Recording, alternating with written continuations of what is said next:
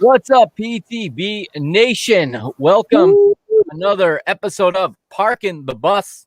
I've almost lost count. I think this is episode 56, but we are at the round of 16 in Euro 2020, and with me tonight, none other than the legend, the man, the myth, the OG. It's Leo from at DGens United. Leo from BTV, Better Than Vegas. What's up, Leo? What it do, Capitano? How we feeling, baby? We had a hell of a round of 16. It was a stupendous Saturday afternoon, especially for one specific degenerate. But we'll get into that in a little bit. How you feeling, buddy? I'm doing good, man. I'm doing good. There was some good footy on display today. Did it sufficiently tickle your twine? I would say that it did. That's what I'm talking about, baby. We had Denmark doing their thing. As I predicted that one pretty correctly last night. Taking care of business there.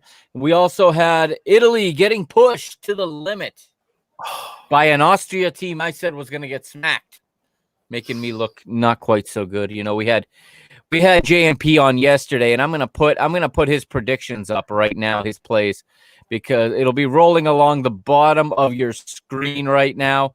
He had Wales versus Denmark over 2. He hit it on that.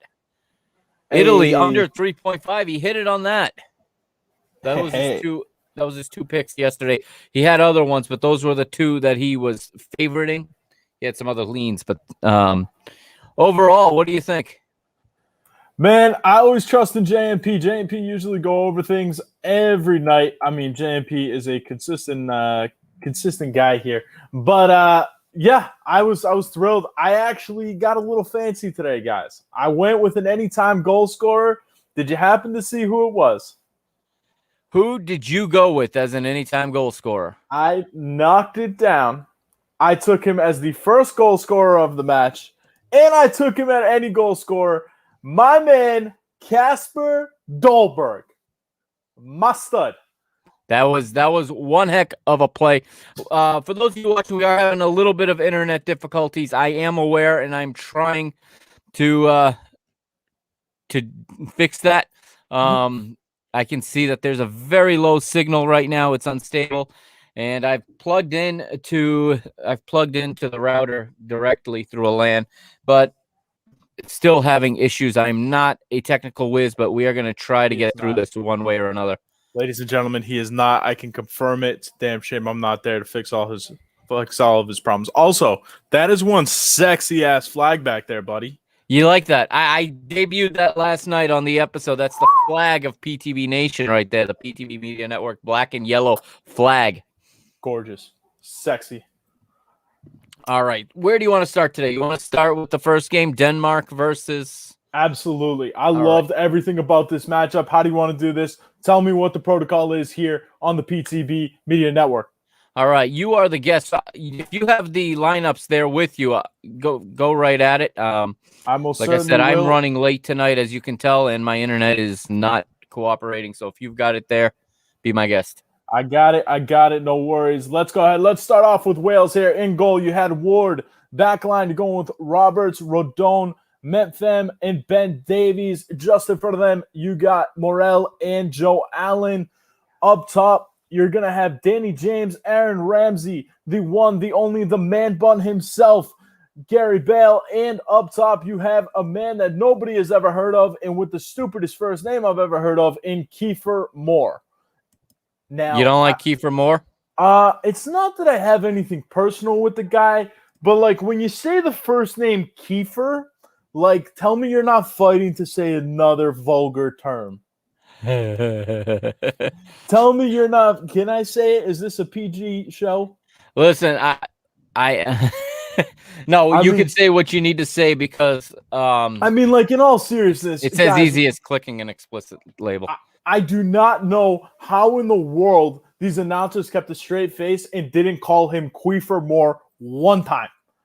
Unfreaking believable.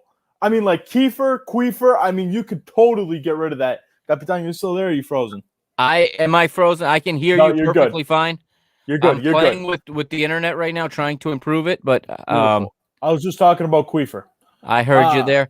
I'm trying to get off of this Wi-Fi and onto the Ethernet, and I don't know why my computer, it's telling me it's plugged in, but then it's Kids, all right. Well, while you're trying to figure out those technical difficulties, I'm going to run through the Danish Yeah, you lineup. run through it. Take it away. You got Casper, the friendly ghost, Schmeichel in goal. Then you got the back three of Andreas Christensen. My co-host on Pitches and Pines, he loves Andreas Christensen because he's one of the mosquitoes that roots for Chelsea. Then you got Kerr. Then you have Vestergaards. And then right in front of them, you got a win back in Male, who actually scored a glorious third goal that we'll talk about in a minute. But then you got the man from Borussia Dortmund, Thomas Delaney, the Tottenham Hotspur in Højbjerg. Then you got a dude that nobody has ever heard of and probably will never hear of again, Striger, Larkson. And then up top, you got the three men in Cam Braithwaite, who I still can't figure out how he plays for Barcelona. Then you got Damsgaard, who's actually been very good this tournament. And the one, the only, the man I have been calling for this whole damn tournament, baby, my guy, Kasper Dolberg. Woo! That is a very good rundown. My guy, I went ballistic. This is my dude. I'm sorry. Go ahead. Tell me more. No, go for it. I'm still working on the technical difficulties. Keep going. I mean, this game for the first 25 minutes was literally as boring as it got. Kind of what we expected. I'm assuming that you were expecting a real defensive battle as well. No real action. Gary Bell had a shot that got deflected in about the 10th minute, I believe. It went wide of the post. And then all of a sudden, it was just a moment of pure glory. Kasper Dolberg takes it on his right foot, takes one touch, doesn't bend backward, bends it around the goalie. I mean, it was like Jermaine Jones's goal from a few years ago when America scored against Portugal. Unfortunately, I'm sure you remember that. I remember well. Yeah, that's a real tough one. We'll talk about Portugal because I got a lot of thoughts on you guys tomorrow. But it was a phenomenal goal. Goes into halftime 1-0. And then the second goal comes in the 49th minute. A little controversial if you want to listen to the worst announcer in the history of ESPN. Let me guess. Taylor Twellman. Fucking worst, dude. He sucks. UBTV guys hate that man so much. I despise him. He sucks, dude. Did you listen to him today? No, I didn't. I was at a party, so there was no volume. Well, so Jesus probably a Christ. good thing. What was your thought on the second goal? Should it have been allowed? Or is it a highway robbery, as he called it? No, it's a goal. Jesus Christ, this guy's freaking out. He's like, oh, Denmark was gifted a second goal. I'm sorry, bro. Like, how much dough you got on Wales? Like, cut the shit with me, all right? All right? I know the way degenerates talk when there's, like, a iffy call. And, like, yeah, sure. You want to call it, like, it was kind of sort of iffy. But, like, dude, shut up. It didn't cost the guys a goal. If you don't want it to go in the net, here's a good idea. Don't put it on a platter for the most underrated striker in probably all of Europe. With Kasper Dolberg. Don't put it on a freaking platter for him, numbnuts. How about that? Why don't you talk about that there, Twellman, you jerk? I hate him. He sucks. That was entertaining. I hate him so much. He's the very entertaining. I know you guys, I seem like I'm not here because I'm dealing with this technical crap right now. But yes, I thought Denmark was going to smash Wales, and they did. I didn't see where Wales were going to get anything accomplished in this match. JMP thought they were going to score. I didn't think so. I think it was way too simplistic, and I knew Wales' backline was going to get exposed today and made to look bad, and they did. Denmark, we'd have a different opinion of them, I think, if they had been forced to play that game against Finland on that day and lost those 3 points, because they could play Finland 10 more times and they would beat Finland 10 more times. So I think, the fact that they got 3 points got in people's head a little bit too much. I think they got a little bit carried away in thinking that Wales was going to be in this. Wales had a great run 5 years ago. That was 5 years ago. 5 years ago, and even if you look at the schedule that they played 5 years ago, they played Huey, Dewey, and Louie. Big fucking deal. I mean, they didn't play anybody. And the one time they did play anybody, they were dominated by Portugal in the semifinal. Dominated. That they were. Yes. And I mean, today they were dominated. They went down to 10 guys again. That's like the second time, isn't it? They played with 10 against Italy as well.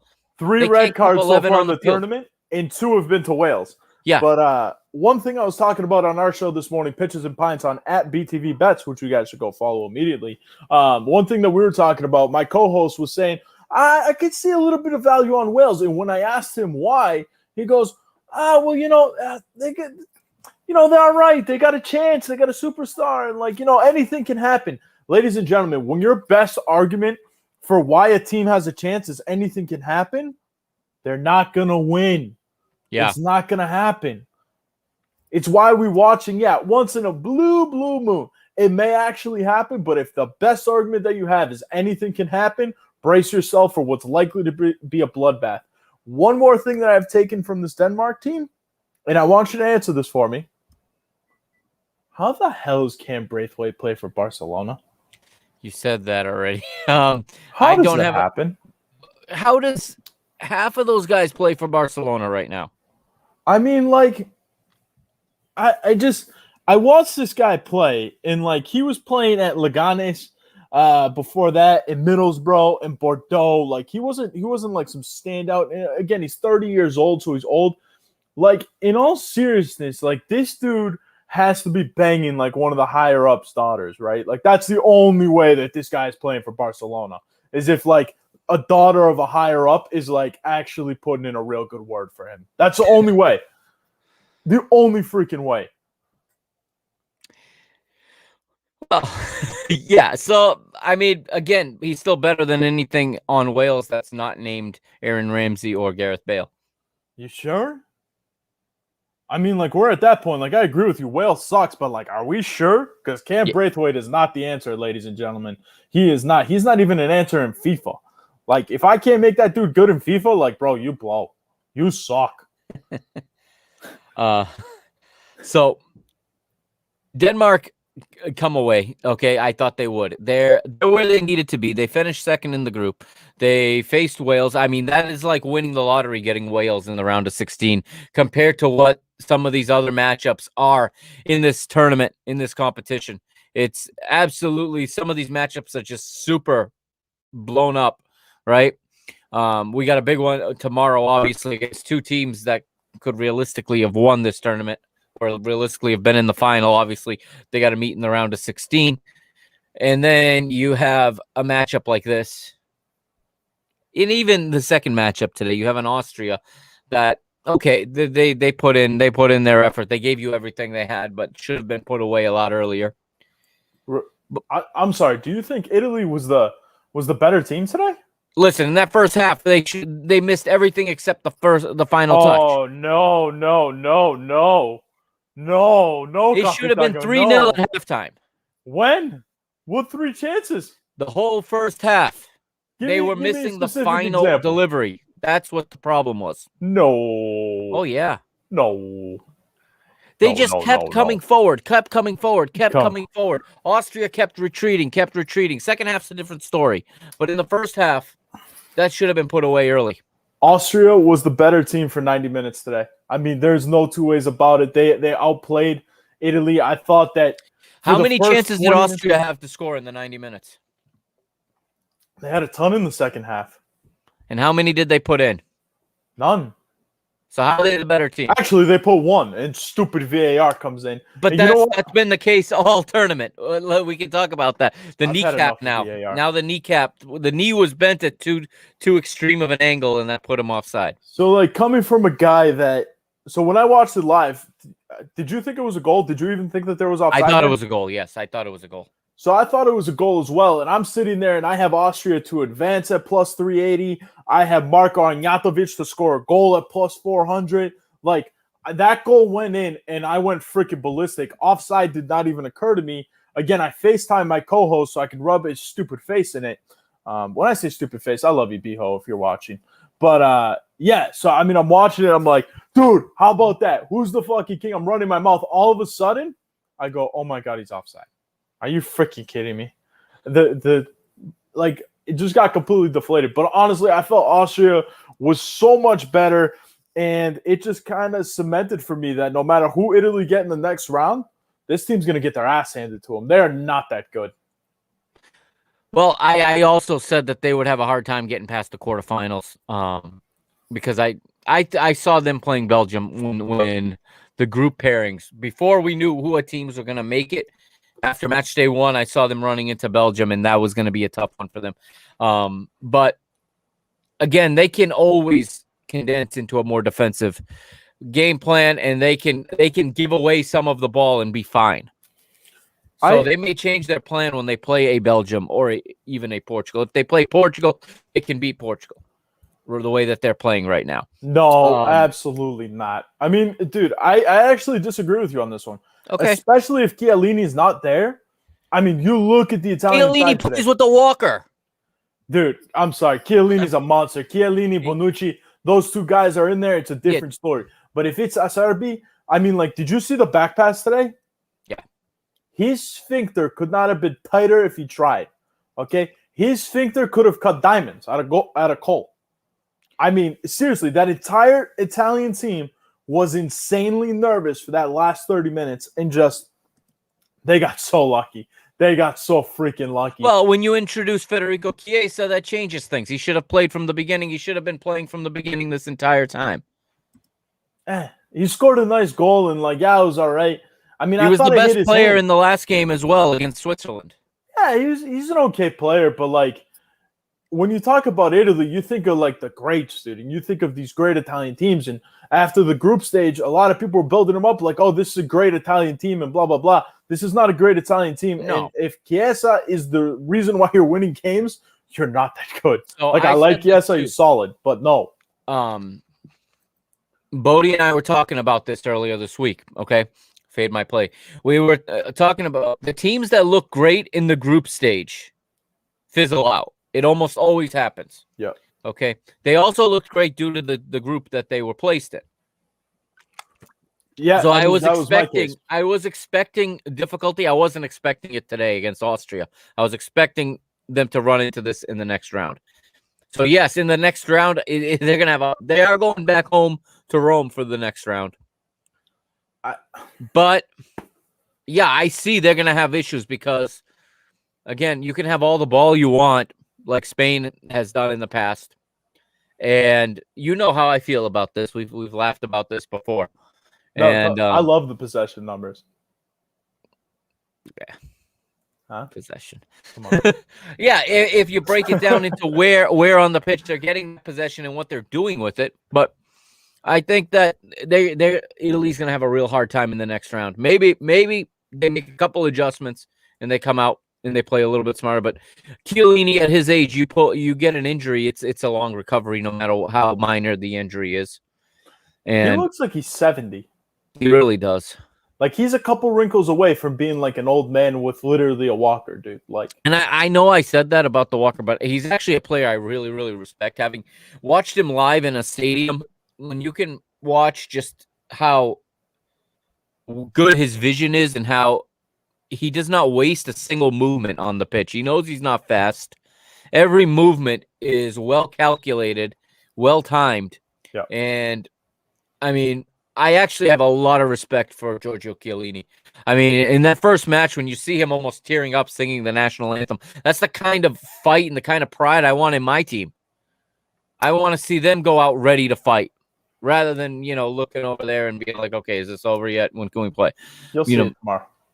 You won't. I don't know if we'll see it tomorrow. What do you mean? I don't know. Are we finished with the Italy match? You want to progress on to tomorrow so I can yell at you and tell you why your team's going to dominate? Okay. So yesterday I went over how I would set up this game and how they would dominate. Tell me. Okay. Well, maybe not dominate, but how they would compete. Okay. And it is attacking the left side of Belgium's defense. I would have Ronaldo making his runs not left but right and picking on my boy Vertonghen. If he is in there, he is the guy you pick on. Okay? Mm-hmm. Every team in Liga NOS was able to exploit him this season. And that's not a top league. Okay? And one of two things will happen. The left wing back will either stay way back and help him and open up all that space in front of him for a Bernardo Silva. Or they're going to try to do what Germany did, play way up the pitch, except they don't have that kind of wing backs. Their quality is more in the attacking third. I'm worried about Yannick Carrasco, and I'm worried about Kevin De Bruyne, and I'm worried about, obviously, Romelu Lukaku. But I'm not worried about their wingbacks the way I would worry about a Robin Gosens or even, You know what? I actually completely disagree with you on the Ronaldo thing. Because anywhere you put Ronaldo, no matter what center back he's going against, he's going to be favored. And he's going to be expected to do it, right? Yeah, but he doesn't beat people on the dribble anymore. He'll beat Vertonghen on the dribble, and he'll outrun Vertonghen a lot easier. That's why I would make my runs from the center to that side. Fair point. However, I still believe that Ronaldo can get past anybody. He can do whatever he wants. He's got tricks up his sleeve. He can make the run. He can make any center back look foolish. But to your point, he's been pickpocketed almost every time he's tried to dribble a defender in this tournament. It's Ronaldo. He'll figure it out, but that's not his game anymore. He needs to be in the box. He'll figure it out. My point here is, what I would do is I would take Diogo Jota and I would tell him, you run against Vertonghen, because like you just said, Ronaldo has lost a little bit of pace here. Diogo Jota is not. That dude can fly. I did say that. I said at about the 15-minute mark, I would swap Bernardo and Jota after the defense had gotten used to the first look, and you introduce that speed about 15, 20 minutes into the game. And yes, you will blow right by Vertonghen. Okay. And again, Ronaldo can get, in the box, get in front of the goal and be ready to get on the receiving end of a cross, get on the receiving end of a driven low line cross. Also, he can also, if he makes his runs out, open up that middle space for a Bernardo to arrive late for the tap in, or for a Jota to come over from the left to the center. There's a lot of movements they can make, and I like to think that they're going to have a plan like that. I'm sure they learned in the Germany game that if they think they're just going to sit back, that's not going to go well if you don't have a plan once you do have the ball. Another key for me in this game is for Portugal, especially for the back line. I think it has to be Rafa Guerreiro, has to be Pepe, has to be Ruben Dias. But the change that needs to be made here, especially tomorrow going against this front line, no. You need to get Semedo out of there. Absolutely not. Absolutely not. You need to keep João Moutinho in front of him so that he's protecting the overlap, because Diogo Dalot is a piece of trash. No. He was burned every single match in the U21s. What do you think that these forwards on Belgium is going to do to him? Dude, I'm telling you, I would switch out Semedo. I don't trust Semedo defensively. Why? He just kept Mbappe in his pocket for 90 minutes. Did you watch the Germany match? He was responsible for 3 of the goals. He was not. He was not responsible. He had two guys. I talked about this for hours. He had 2 guys. He had to cheat inside. He had to go central every single time because Pepe's 182 years old, and Bernardo Silva was not getting back. And what happens is they were losing. So when you brought in Renato Sanchez, he couldn't really nobody knew what they were doing in that midfield. That was all on the midfield, not getting back and covering in the space in behind. Yellow card. You watch. Absolutely not. Bernardo. I will not back down on this. You watch how you talk about Bernardo Silva, because I will come over there. I know. I love Bernardo Silva, I'm within driving distance. He did much better against France. Against France, he did much better. Your attitude sucks. No, I will absolutely. When you have 2 versus 1, everyone knows when the defense shifts, that right outside back has to go central when there's a guy there to pick up, which means the midfielder has to get back. Now you have, speaking of 182 years old, you have William Carvalho in that game, who is slower than a man who's 182 years old. Yeah, that's tough. Germany was smart and just bypassed him, just went over his head every time. That was a structural problem. That was not a Semedo problem. That was a structural problem, and he was facing 2 guys every single time. He adjusted against France. He contained Mbappe for the whole game. Yeah, he gave away that penalty that I don't even want to talk about.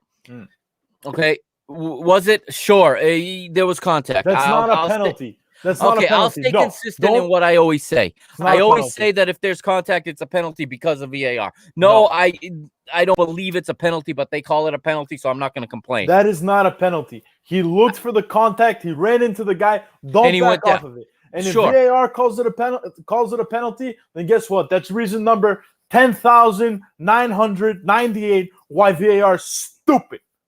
So you You're That's not a backing up penalty. what I'm saying. He kept Mbappe quiet. If you take that play out.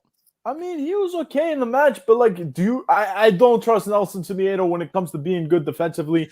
I mean, I've watched him enough at Barcelona to know that he's not that great defensively, dude. But you're comparing him to Diogo Dalot, who is not good, period. Not defensively, not offensively. He's not good at all. He wasn't even in this team. The only reason he's there is because he was the only guy not on vacation when Cancelo tested positive. That's the only reason he's there. Well, yeah, I mean, I would definitely go with João Cancelo. You can't play right back at Man United. What business do you have playing right back in a national team? That they got to send you on loan to Milan, where you don't even have to defend because they have the ball 80% of the time in most of their games. I did it. I broke you. I forgot. Question: what's up with João Felix? What happened to this kid? He was nursing an injury in the first 2 games. Is he back?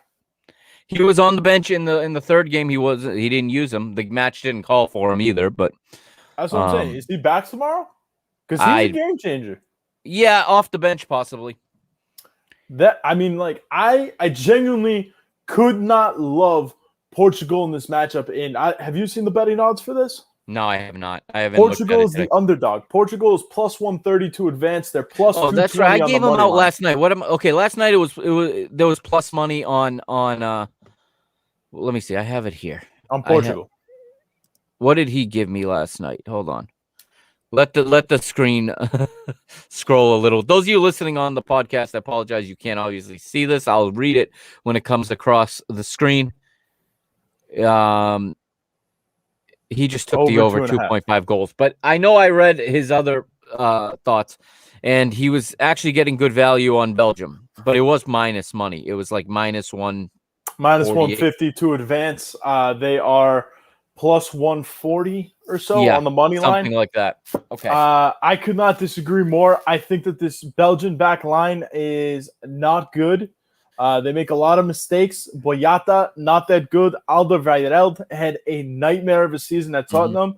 And, of course, Vertonghen, who we've already talked about. Yeah. I fully expect Portugal's top 3 to dismantle them. And if the moment comes where, João Felix is okay and he can come in and play, oh, my God. He'll break them with his passes. He'll break the lines easily. He will dismantle them. And, people just keep focusing on Belgium moving forward. And they talk about Dries Mertens. Mertens has been so overrated for so long, and he can't do anything in the air. And, I've never been a fan of Dries Mertens. I put him in the same category as Insigne. He's a one-trick pony. Great. Congrats. On occasion, he can beat a bad team. And then you have De Bruyne, of course, who's very, very talented. He's very, very good. He is a worry. But, again, you guys have the midfielders to dominate this game. As long as he puts the right midfield in, yeah. I mean, whether it's Moutinho, Danilo, it's got to be one of those two, basically, man marking De Bruyne. Well, it's that would be something that I think Danilo's gonna do one of two things. He's either gonna do that, or I think he might drop between the center backs and help on Lukaku. Lukaku is the other guy I want to talk about. Yeah. You want to talk about overrated? This man is the best thing Romelu Lukaku has ever done. Is create the song about his 24-inch penis. Okay, that is the best thing this man has ever accomplished in his career. This man is as overrated as it gets. I mean, seriously, his claim to fame is the fact he's got a 24-inch dick. Congrats, Rom. Very happy for you. I think that Pepe and Ruben Dias are going. Children to bed now, everybody. Sorry about that. I mean, I don't understand. We already said we're putting on the parental advisory. What the fuck? We're also live. Yeah, that's unfortunate. Are you actually watching with your kids? Anybody watching with your kids, comment here. Get out of here. Put your kids to bed, you scrubs.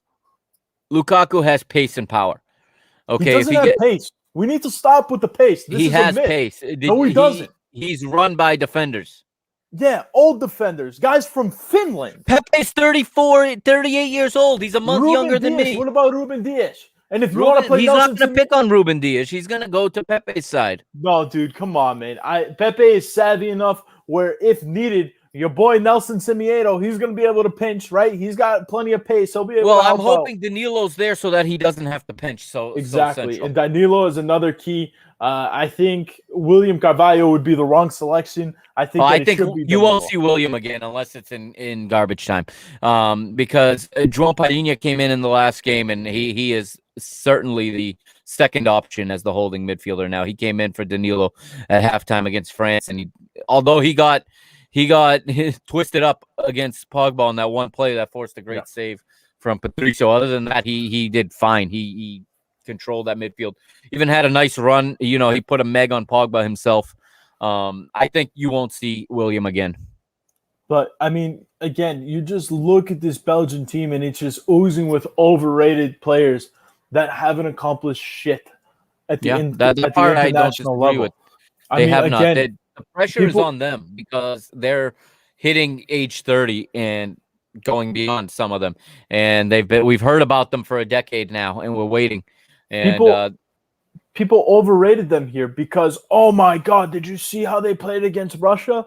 Guys, Russia stinks. Russia stunk in the last World Cup. Who knows what kind of shenanigans they pulled. And then they had to beat a horrible Spain side, which hopefully we have a chance to talk about at some point, the two of us.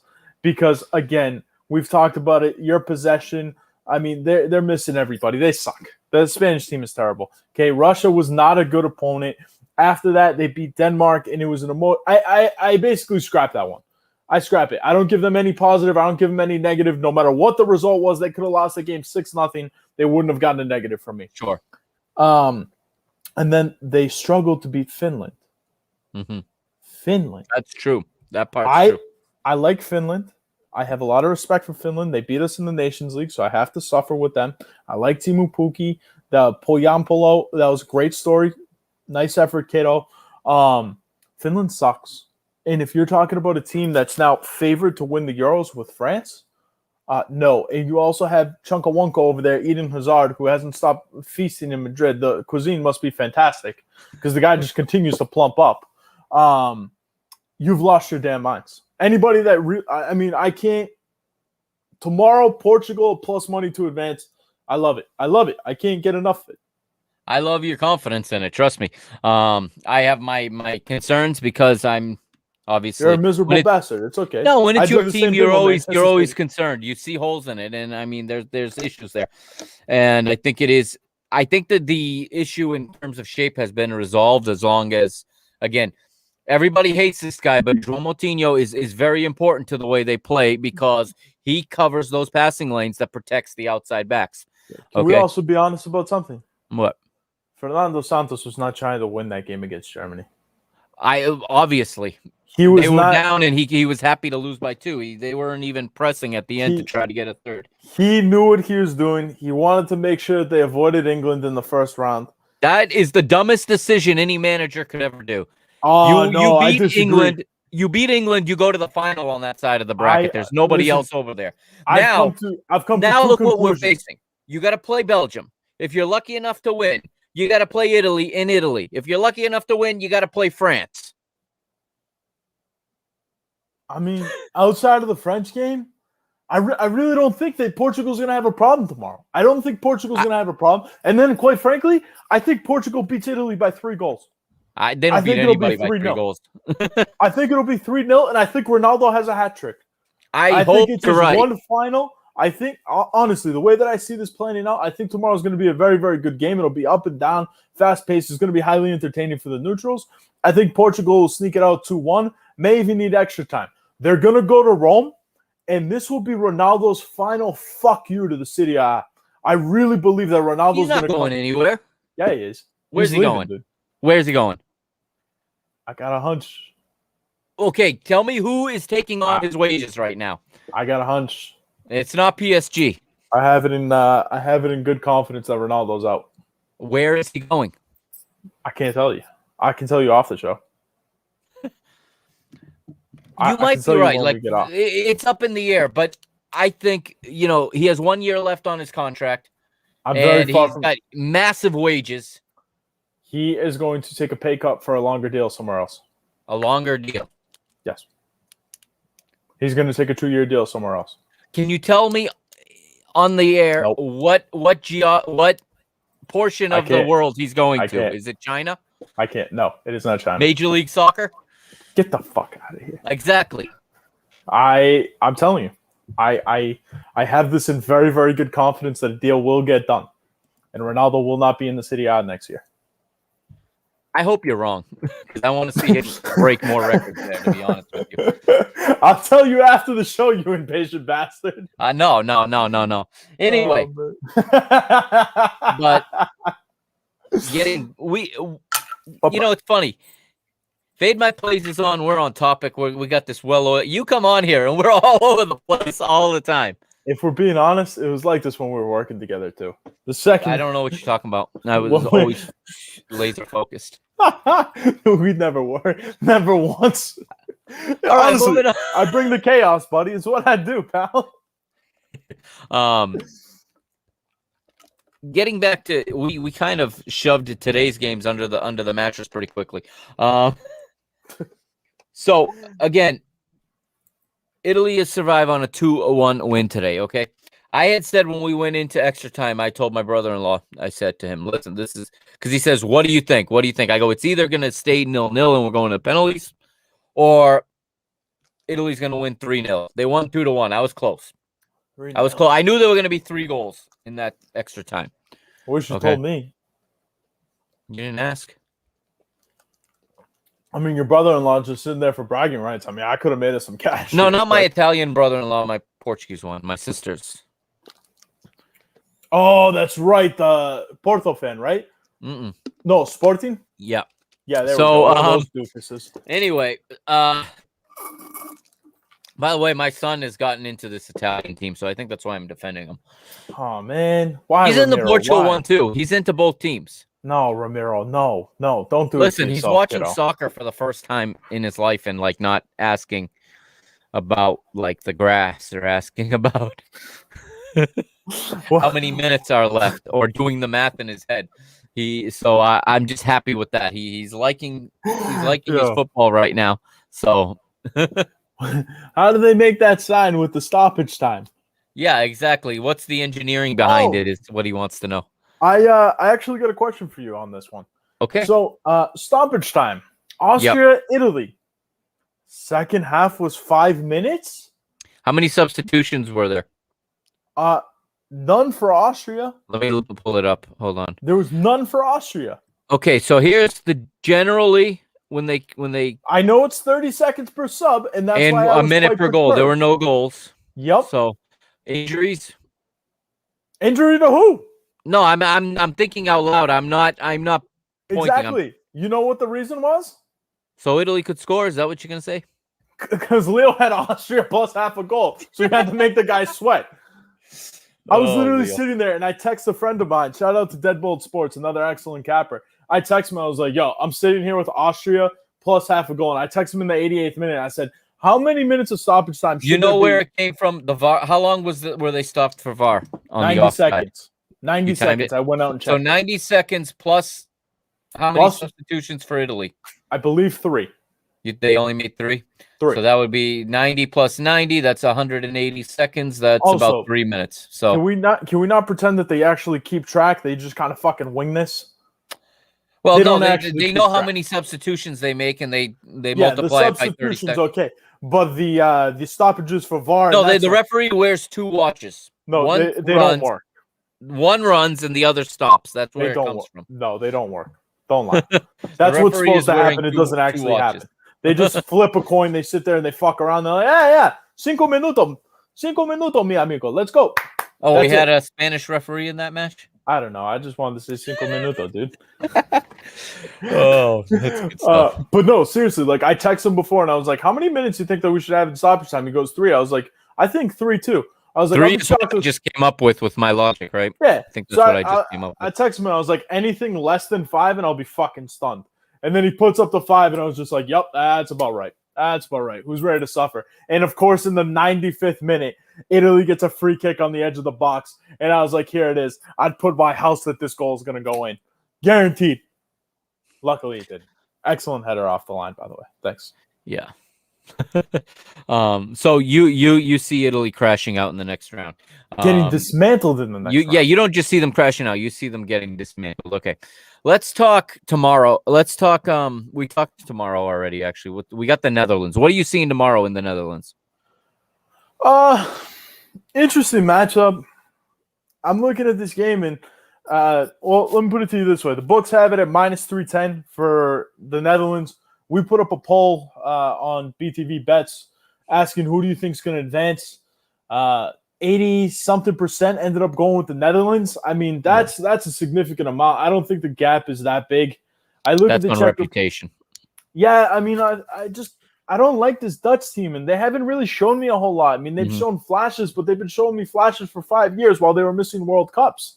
It's not that I fall in love with this Czech Republic team, but I mean, they got something. They have a little something there, and I kind of put them in the Austria category where if they can hold on for the first half and they can get into the halftime tied, at that point, the Dutch sphincters start to tighten, and you can find the moment of magic and you can steal this thing for the Czech Republic. So, I mean, if you put a gun to my head straight up, I'm going to lean toward the Dutch here just because they have more talent.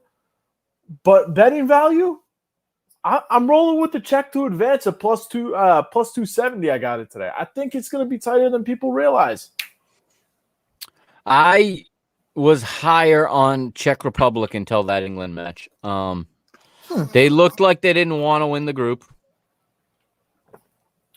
What did you not see in the English match? They didn't do anything.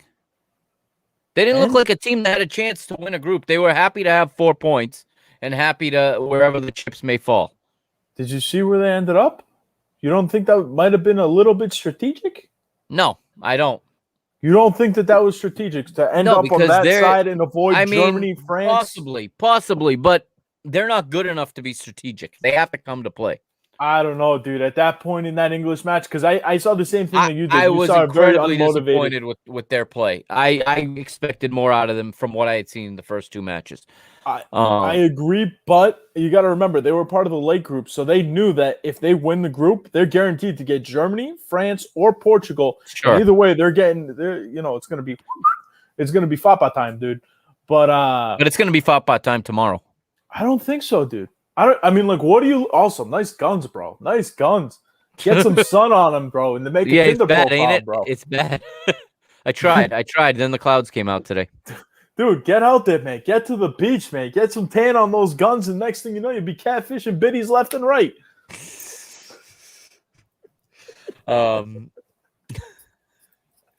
This show has deteriorated, bro. I miss being next to you every day.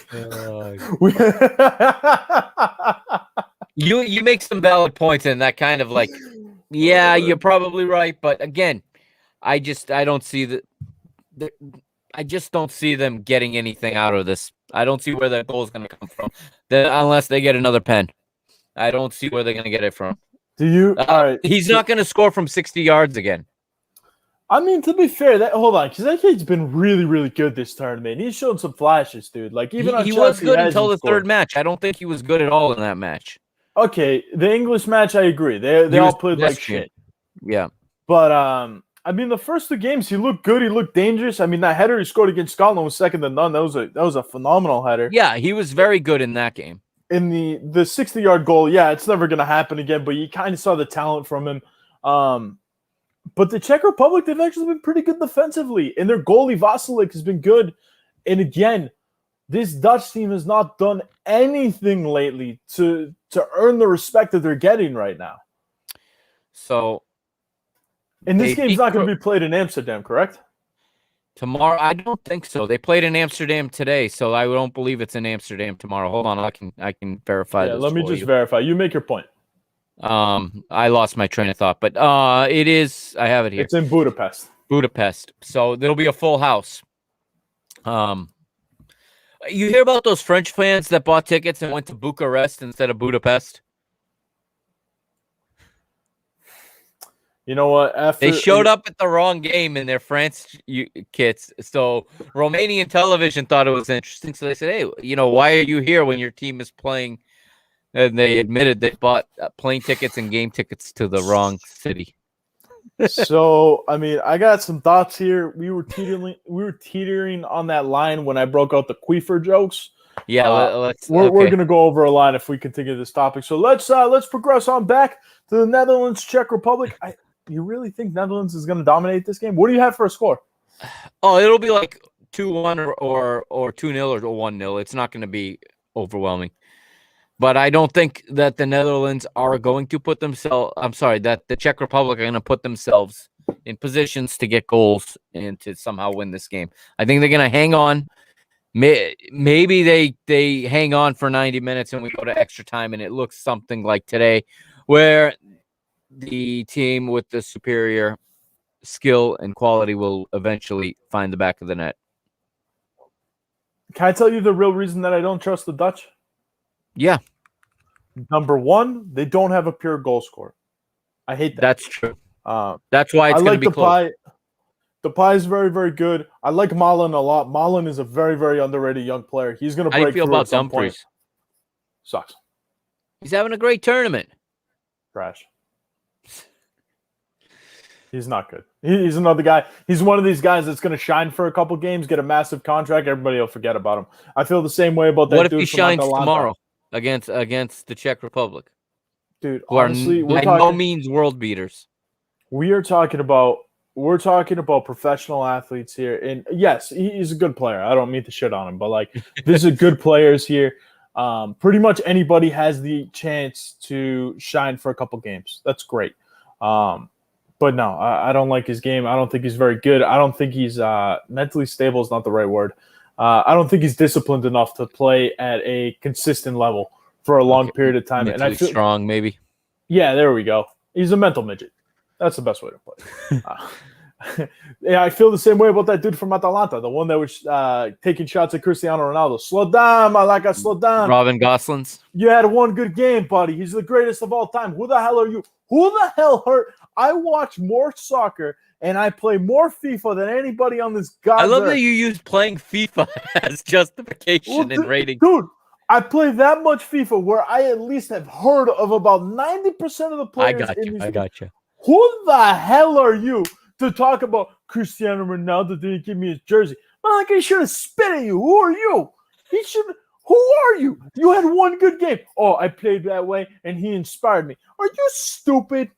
I mean, like, seriously. There are 20 other players on that field. Cristiano Ronaldo would have rather given his jersey to the ref, all right, for not calling offside. Who the hell are you, Gossens? All right, shut up, you clown. And quite frankly, if this German team was any damn good, you wouldn't have even made it, you bum. Shut up, stupid. They're going to beat England, by the way. No, they're not. Stop. England's going home. Okay. You know when they say it's coming home, they're talking about the team going home. Yeah, okay. Hold on. We're going to get to that in 1 second. My point with the Dutch here is the fact that Martin Stecklenburg is their damn goalie. Okay? This dude, he stinks. He stinks. That guy he hasn't been a primary goalie in how long? That's why there's a very low ceiling for them, but I'm primarily looking at them versus Czech Republic. Let me pull this up. Hold on, because I got a point to prove. He has not been a full-time goalie since when? Give me a year. What are you going to say? 2018. 2009. He hasn't been the primary goalie since 2009. Yeah, but don't you know that that is the team that we're respecting all this much with a goalie who has not been a primary starter? Don't you know Frank de Boer has reinvented the game? No, they're very weak in some areas. You're right. And I think in terms of coaching, they have a very weak coach in Frank de Boer. I'm not worried about the coach. It's just two main. No, but he's parts not. Of the they're game, not playing man. their system. They're playing something that he has drawn up on a chalkboard, thinking is going to work. Yeah, I mean, like he went to a pizza place and he was sitting down and he had a couple brews and he sat down. He wrote with on the napkin. Yeah, and he's like, "Oh, this looks like fun." And he brought it to training and said, "Hey guys, look at what we're going to try today." Yeah, the guy's a clown. But back to England and Germany.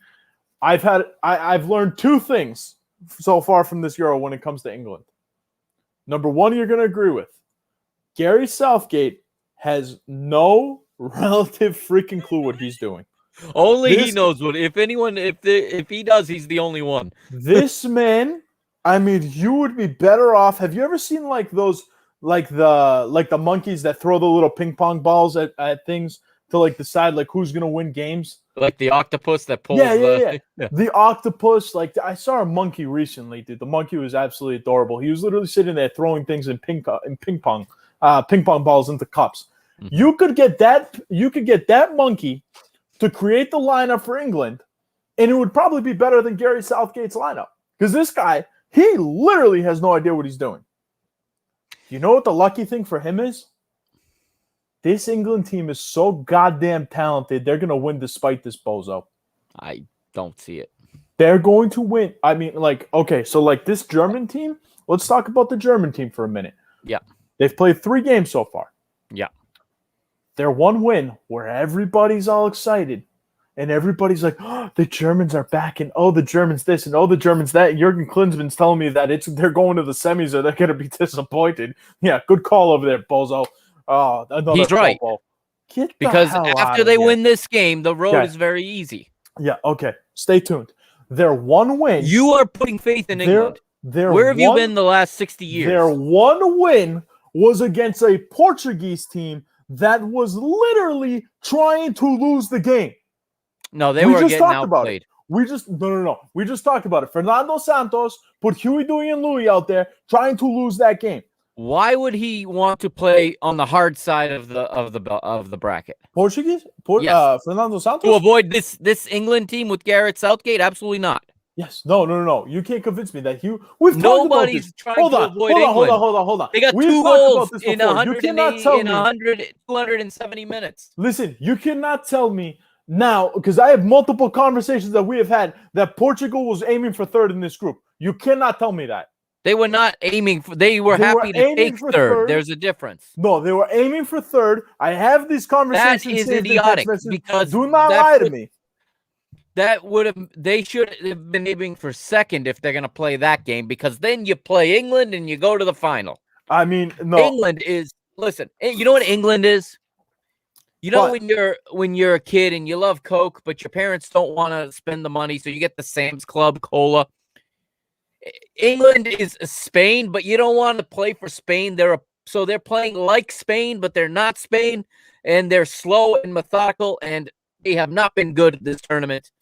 They have not been good at this tournament. They're possessing and going back and forth. They play hard for 15 minutes, and then they possess. They are a poor man's 2012 Spain. With no goal-scoring threat. They have taken Harry Kane and turned him into an absolute spectator. Yeah, don't worry. Man City's paying $100 million for him, though.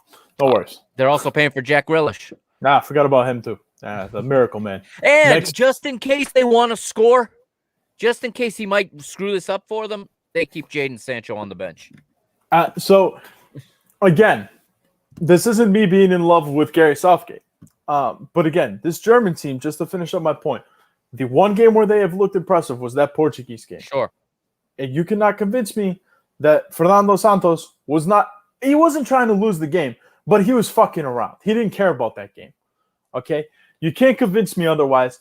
The other 2 games in this group, they lost to France, where everybody seemed to think they played real well against France. I did not. I thought France played at their own pace. They dominated the game the way that they wanted to. They won the game 1-0, and yes, it was an own goal, but who cares? It went in. If you want to play that game, then Germany's 2 own goals against Portugal shouldn't have counted either. Well, the own goals are different because Germany put it in their own net with nobody there. The Portugal ones, they would have been dude, tapping. You're gonna nitpick on me now. 55. No, I'm actually agreeing with you if you listen. Oh, all right, good boy.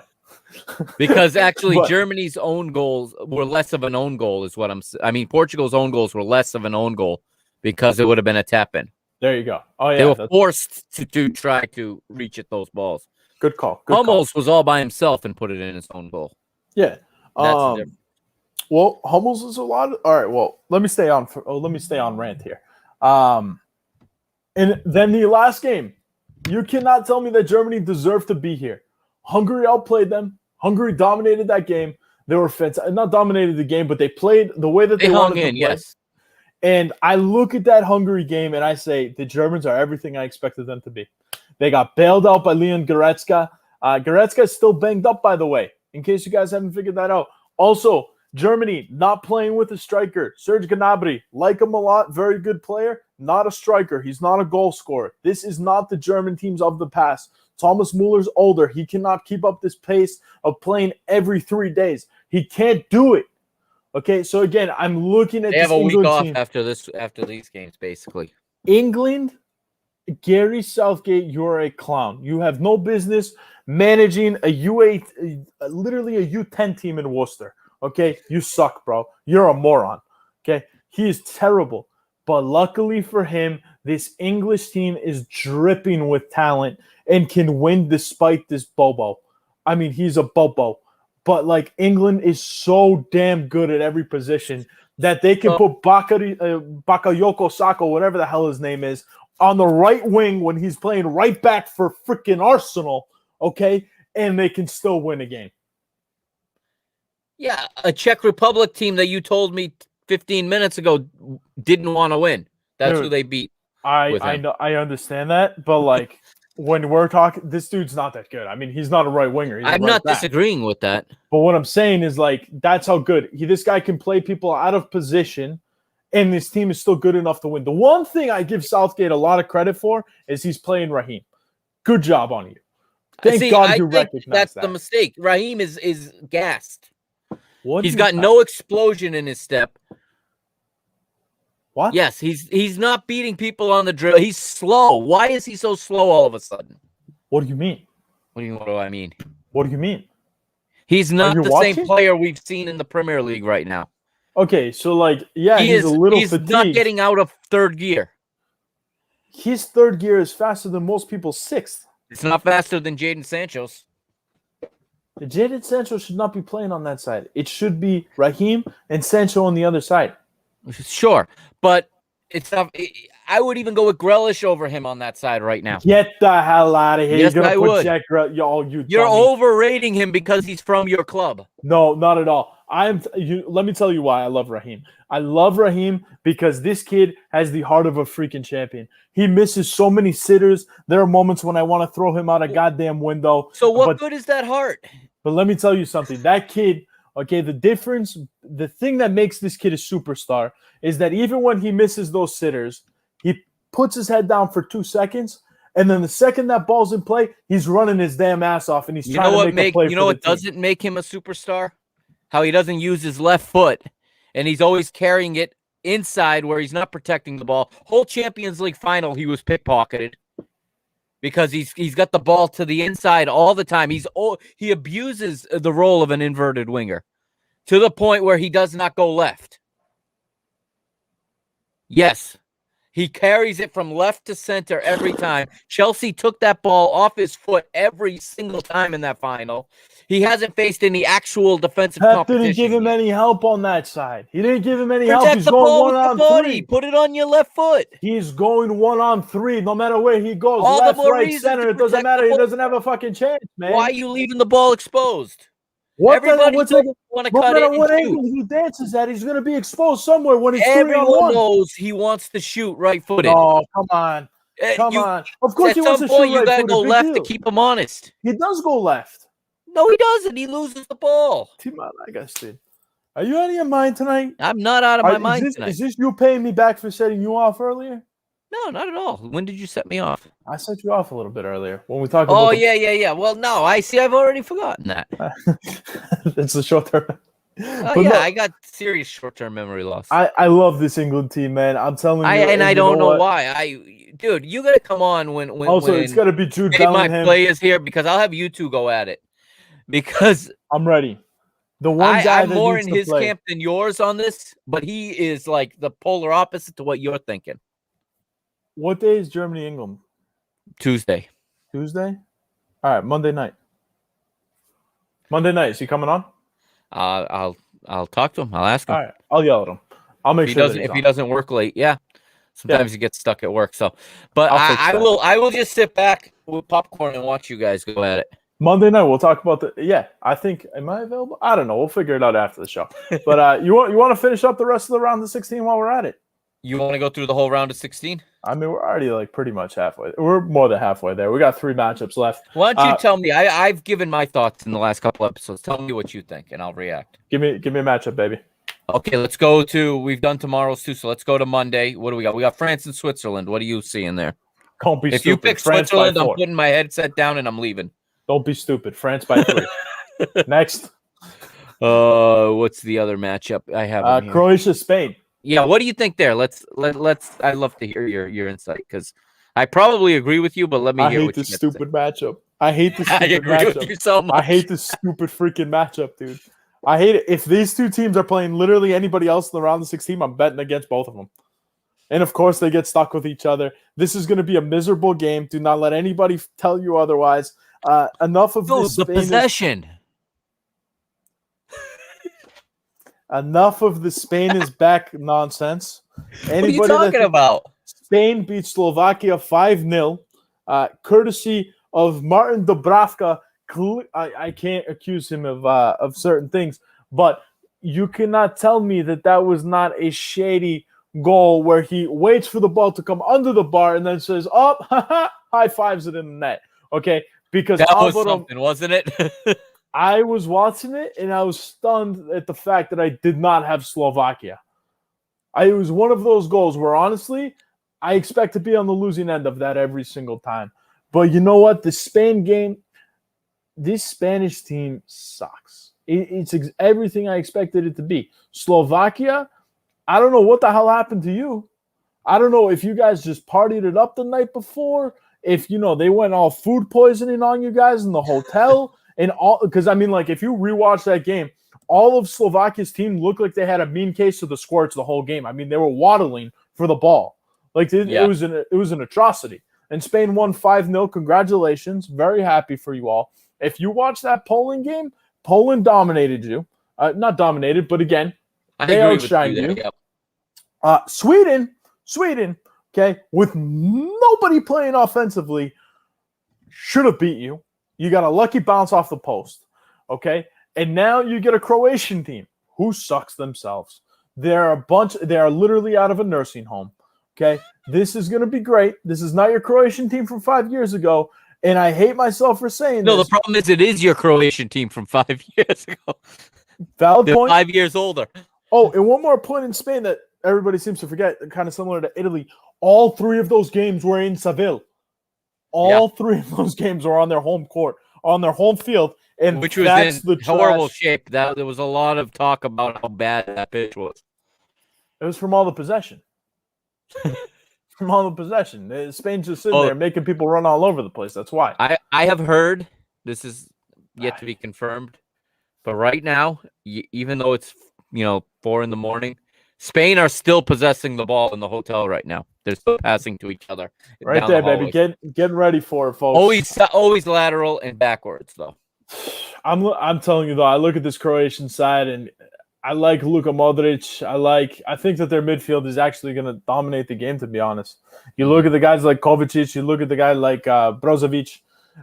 Who's the other guy that they had on the bench for the other game, too? I forgot who it was. No, not Rebic. But either way, their midfield between Luka Modric, Kovacic, Brozovic, I think that they're going to dominate this game. And I really do. And then, you still got Ivan Perisic who can make something happen every once in a while. He's still producing once in a while, yeah. Yeah, once in a while. He's actually been one of their better players, I would say.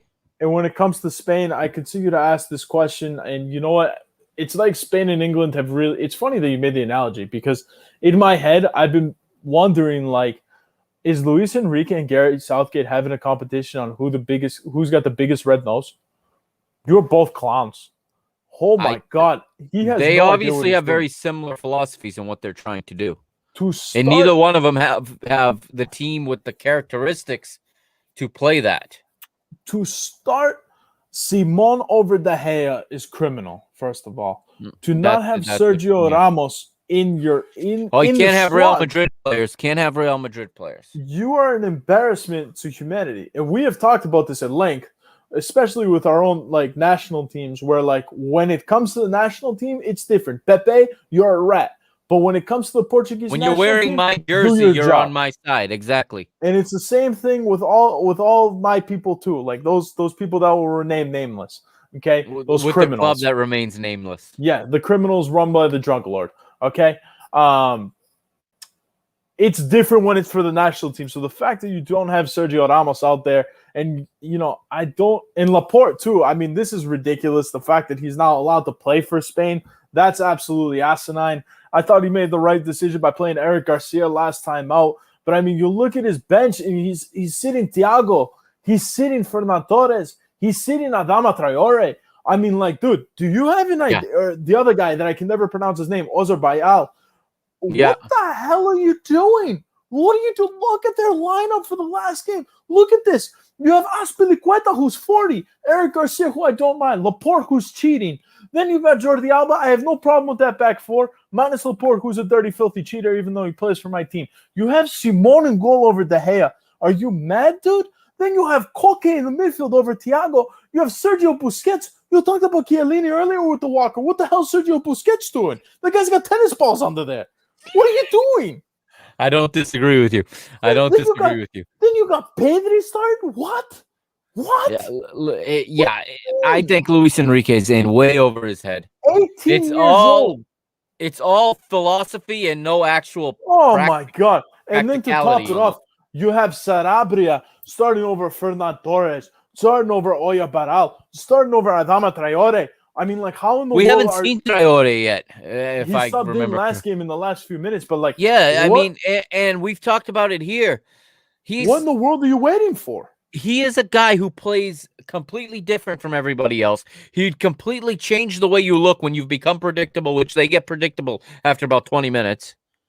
You insert him, and all of a sudden the defense now has to worry about something rather than just sitting back and watching you pass to each other. I mean, it's an embarrassment what he's doing to the Spanish team. And then again, to start Moreno on the left-hand side over Dani Olmo, their only creative player. Dani Olmo's won me over. That kid's got a very, very bright future. He's a superstar in the making. To start Moreno over him is absolutely asinine. Gerard Moreno's 29. I think that this is like his first real run with the Spanish team. Here's a news flash, ladies and gentlemen. If you're almost 30 years old and you haven't played for your national team on any type of consistent basis, there's probably a reason for that. You probably suck, bro. Okay? And they were better before. And now, and you know what? And the fact that they are playing Alvaro Morata as their striker. And he's sticking with them. It's Alvaro plus 10. That's what Luis Enrique says. It's the most amazing thing because we talk about how Luis Enrique is trying to implement the Barcelona system. And for so many years, we've watched Barcelona play really without a striker. And like, I know Suarez is a striker, but Suarez also drops back a little bit. He's not like the pure striker. He's not a Lewandowski that's a box presence, right? Yeah, I like to call Suarez a goal scorer, not a striker. Sure. So to start Alvaro Morata, who is literally the complete opposite, is mind-blowing. It tells me everything I need to know.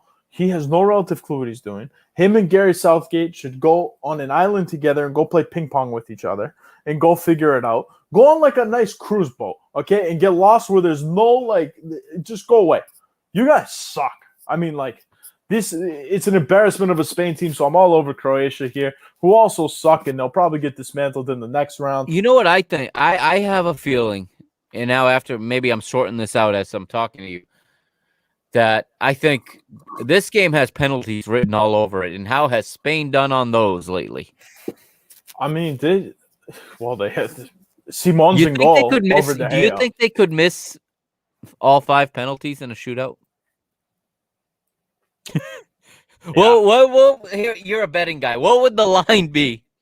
And would it be worth it to bet all 5 Spain penalty shooters miss their penalty? They've missed the last 5 as a team, but it is possible, man. This Spanish team is an absolute embarrassment. And Luis Enrique, if you're not fired by the end of this, I'll be absolutely stunned. And you know what? It's a shame because you watch some of these games and some of these guys should be fired mid-tournament, and they'll never be fired mid-tournament. But they have no relative clue what they're doing. Luis Enrique, bro, I hope that they don't fire you because Greece is in your World Cup qualifying group. So hopefully you stick around for a year. That'd be great because you don't know what the hell you're doing. You already got a point on them, right? Of course we did. It's not that Yeah. hard. Yeah, that was when they had 90% possession. No It's goals. not all that difficult, buddy, to get a point off Spain these days, unless you're scoring on yourself like Martin Dubravka. That's what it takes. That's what it takes for Spain. Then the last game in the round of 16, Sweden, Ukraine. Yeah, because we've talked Germany and England. So I'm actually really interested to see how Germany and England actually plays out. It's fun to banter, but I wonder what – I think these two coaches are going to outcoach themselves, to be honest with you. They're both going to make adjustments, and neither of them are going to make the right one. If it comes down to coaching, England, pack your bags, boys. It's over. It's all done, ladies and gentlemen. It's going home. You're going home. You're going home real fucking ugly, too. Yeah. All right, so what was it? Sweden and Ukraine? Sweden, Ukraine. Nothing really great to bring up here. I think this game is going to be fairly boring. Ukraine's been fun to watch, but mostly because of Shevchenko. Like, I was a Shevchenko kid growing up. Sure. I loved him as a striker. I love the fact that he's coaching his national team. There's something like I love about that. Like Roberto Mancini, you can tell it means a little extra to him because this is his national team. Yeah. Fernando Santos, you can tell because he's Portuguese. Like, this means something to him. Yeah. Shevchenko, same thing with the Ukraine. Sweden, you guys have the curse of Zlatan on you. So, I mean, that's a real tough one to battle through. What do you think about Isak on that team, Alexander Isak? I've enjoyed watching him. I don't like him. No? He's okay. I mean, he's one of those guys. He's like 76, like a 76 in FIFA. That's what I put him at. He reminds me of a guy that's going to be stuck in the Russian Premier League his whole life and occasionally score a big goal. Well, he plays in La Liga. He shouldn't. He does. He shouldn't. He should get transferred over to like Zenit St. Petersburg. But you know, what I like about him is, and this is important to Sweden's game, he has the ability on the dribble, not necessarily to beat people, but he gives his team time to catch up with them because they stick him on an island up there. Yeah, I mean, and he is able to buy time to get help. I like Daniel Forsberg as well because I have a thing for these RB Leipzig players, to be honest with you. Yeah. I'm discovering as I go through all these matches how many times I have something great to say about an RB Leipzig guy. You know? Fair point. It's amazing. It's really, I didn't know this before this tournament. And as I break these games down and watch them and talk about them, you know, it is the key for me for this game though, like if we're being completely honest, is the lineup again. Yeah. Who does Sweden go with up top? If they go with Quaison, I like Ukraine. I see a lot of value in the Ukraine with Yarmolenko and Yaremchuk that have been really, really good. Mm-hmm. Though they're usually head cases, but if their heads locked in, yeah. And then the Ukraine are always stable defensively. I don't like Quaison playing up top with Isaac. I think that he's just useless. I don't put any stock in him as a striker. I mean, you might as well just put me up there. Be just as good. But if they start Marcus Berg, he's 36 now. He plays in the Russian Premier League. He's tearing it up. I mean, I got a personal thing with this guy where he scored 1 million goals for my club. So I like him a lot. I know what he's capable of. I know that he's smart enough to make those runs. When he gets a chance to score, he usually does.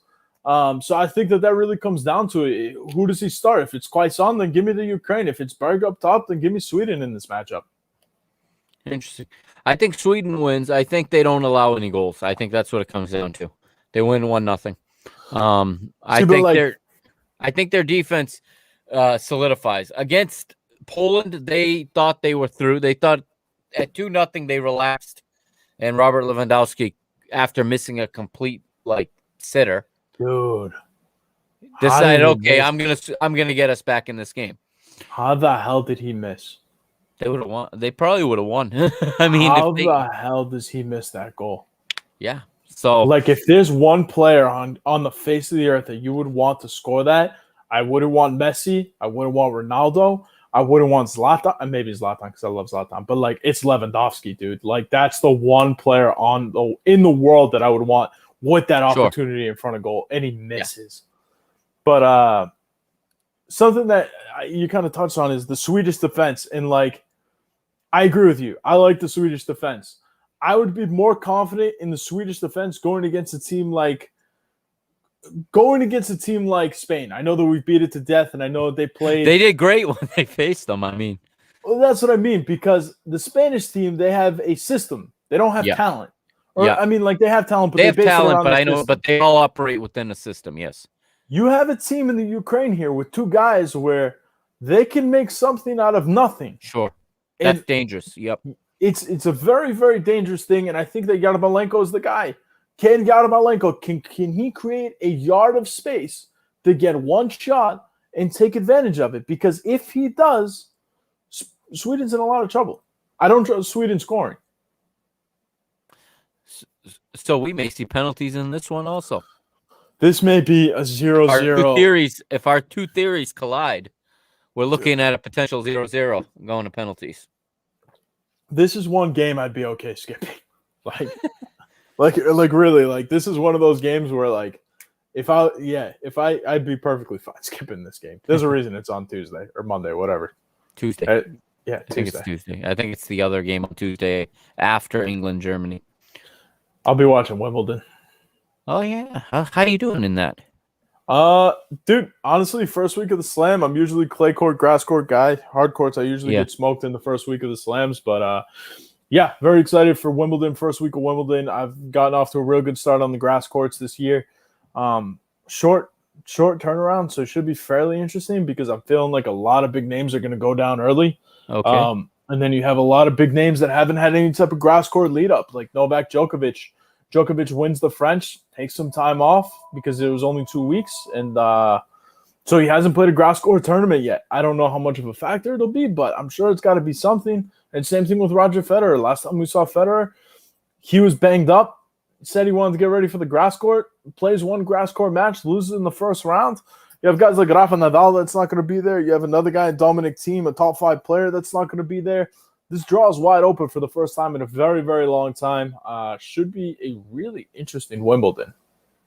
Yeah, for those of you that don't know, Leo is, if you want to hear something on tennis, he's your guy. That is the guy right there to talk to or to listen to about tennis. You have any tennis specific programming over at BTV? No. Because you should. I agree. During Wimbledon, at least, right? Dude, yeah, we kind of should, man. But at least the Grand Slams, I would think. The Grand Slams, but unfortunately, no such luck. People just watch my videos. They know what they're coming for. Man. Yeah, you got them in your daily picks anyways. Oh, right? yeah, baby. We had the other day, I think we had 21 picks in the morning. So, I mean, if you're looking for a rise, people talk about like wake and bake and wake and shake and, things of that nature. If you're a degenerate, watch my video, and you're going to be sweating all goddamn morning. I promise you. I promise you I will make you sweat all morning. You will be swearing at the TV. You'll be swearing. If you're sitting there at work, there is nothing more entertaining than going on Flash Score, sitting there and just waiting for a little score to pop up to say you either win or lose. It is a miserable experience, and I highly recommend it. You remember, what was it, Russian table tennis, when you should have won? Your guy had the points to win, but they had him as the loss. Oh, my God, that's right. I thought I won because I took a spread, and I thought oh my God, that was terrible. That was my first baptism into Russian table tennis. Gotta love it, guys. This man, when COVID hit, was making a living betting on Russian table tennis and simulation video game American football. I'm getting a video from him in my text message feed. I don't even remember who it was. It's Madden missing the field goal. And he's telling me how much money that cost him. That missed field goal cost him. Yo, it was 34 yards, bro. I put our boss on hold so I could watch that field goal. Oh, those were the days. Oh, Bevs. What else do you want to plug tonight before we go? I don't know, man. We're an hour 20 into this thing. Yeah. Go to BetterThan.Vegas. We are your DGen special. Whatever the hell your heart desires, all right. Make sure you head on over there.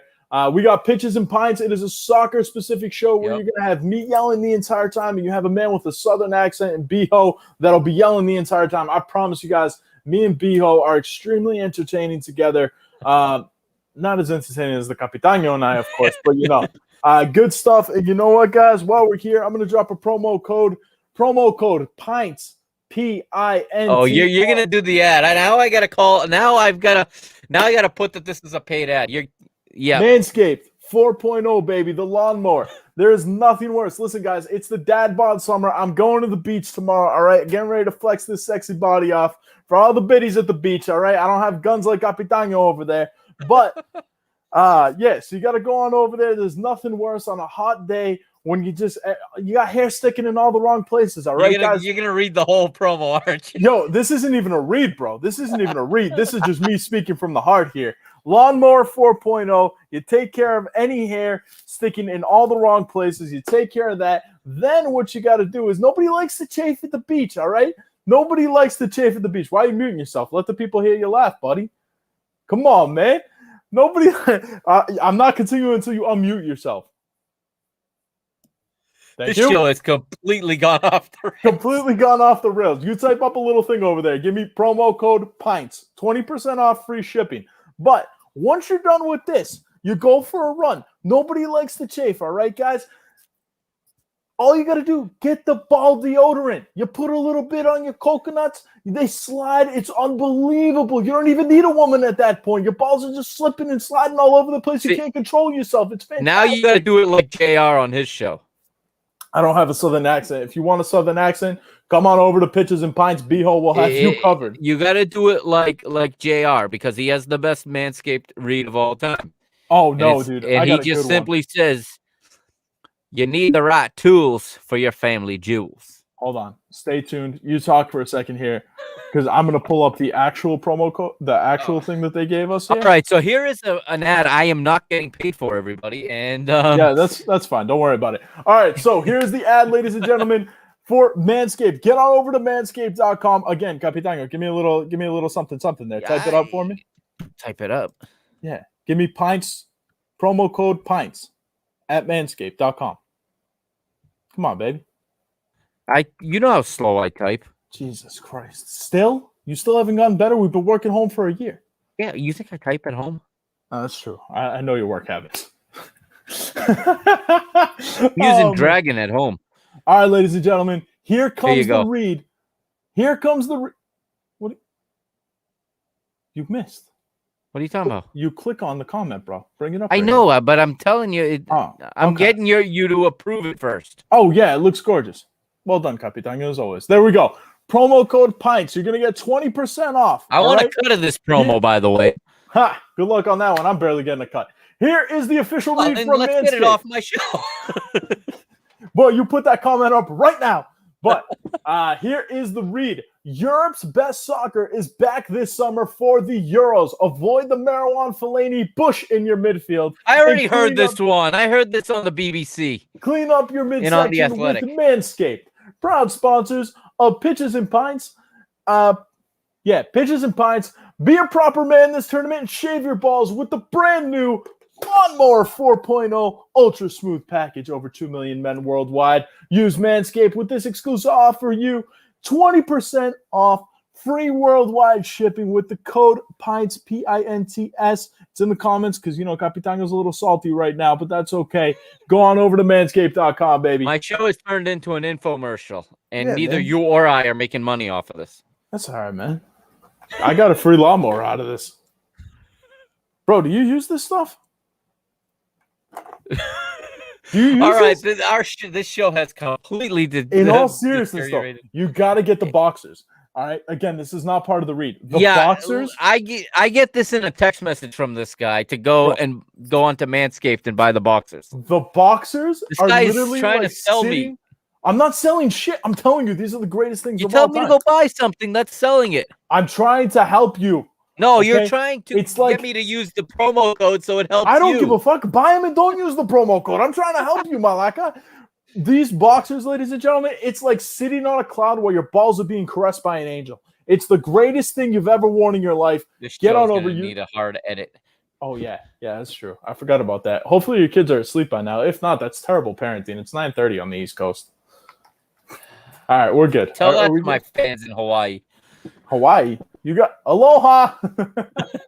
All right, that's gonna do it for this off the rails episode 56 of Parking the Bus. Leo, thank you for joining me again. Always bringing the spirited opinion. I do like that. The always opinionated, never duplicated DGens at DGens United over there. Go over and follow him on Twitter, and also go and subscribe to his channel at FBTV at betterthan.vegas. And you can see all his Manscaped ads over there if you want. All right. And I even include a link. And he'll even include a link. All right. Thank you, Leo. And maybe we'll have you on again later in the week to fight some more about England versus Germany. Capitano, I can't wait. I'll It's be the always a promoter. pleasure. I'll put you head to head with Fade My Plays. And Here we go. Losers got a Manscaped. That's what I like. I set myself up for another ad. Yeah, you did. All right. Thank you for joining. Anyone that is actually still watching, you must really like me because this excuse me. Or maybe it's your audience. Maybe they're every just time you're on, I Manscaped. have like 10 times as many viewers. So maybe this is why. Really? Yeah. Are people still watching? No. Oh, damn, man. All right, let's everybody. call it a Have a night. good one. We will be back tomorrow night to break down more action, and I will either be very happy or very, very down. I may be very angry. You're gonna get me in a very authentic mood tomorrow, whatever it is. All right. Good night, everybody. Don't forget to go to parkingthebusmedia.com. All right, all the episodes are there. That's right. And we'll see you next time here on the PTB Media Network. Hasta luego.